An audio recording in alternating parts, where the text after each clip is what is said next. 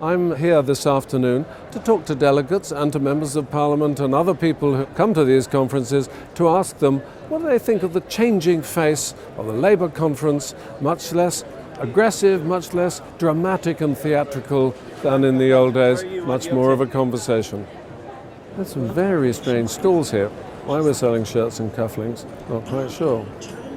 Well, I would like to say that maybe once upon a time the delegates and the constituency parties made the policy, but I think in the end it's an opportunity to speak to the public over the heads of everybody else. If you want to change things, you need power. If you want power, you need to bring people towards you. Do I want to spend time or be interested in people who are shouting at me, prodding my chest and telling me I'm wrong?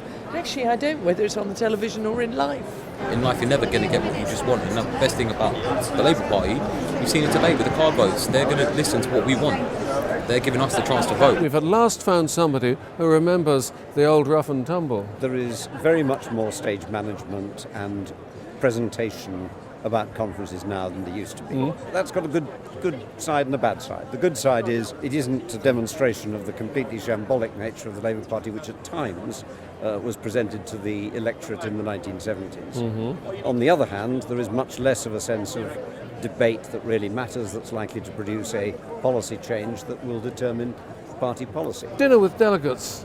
Is there less antagonism than there used to be in the old days when MPs were often considered to be, almost traitors to the party? There was more robust debate, no question about it, and people could be much more acrimonious in their comments and their views of others. How long have you been coming to party conference, Conrad? This is my second year. You get an issue like renationalisation of the railways, which is a lot of trouble, very topical this week. You've managed to force it back onto the agenda, so there'll be a vote before the end of conference. Yes, the trade unions have managed to do that, and it's just almost a shame that the constituency parties, who have also put forward lots of things, have been ignored by the conference arrangements so committee. So the arrangements committee manipulates the agenda like they always have. It still goes on. It still goes on, but we've basically, the party shouldn't have anything to fear from having an open and democratic discussion about these things. And here's an old troublemaker.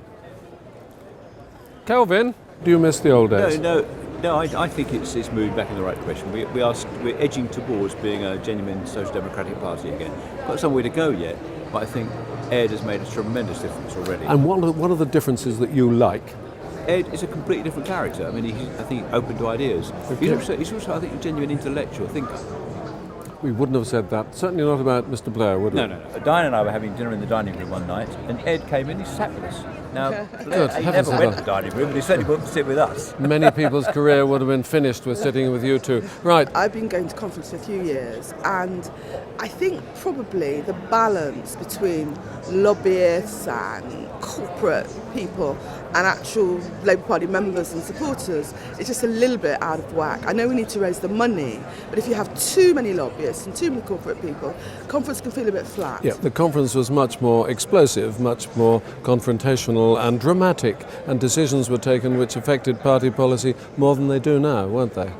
I don't know about being confrontational, but we did debate things. Some of the issues we debated, although they weren't covered by journalists at the time, like we used to have debates every year around issues like gay marriage and about Ireland, troops out of Ireland, women's issues, race issues, and I've lived to see those issues, issues around equality for women, issues around equality for gay people become absolutely mainstream. Even the Tory Prime Minister is adopting them. So there is a case for having real debates at conference. They're beginning to pack up their stalls. They're probably all going to be in Birmingham for the Tories next week. It's a little caravan.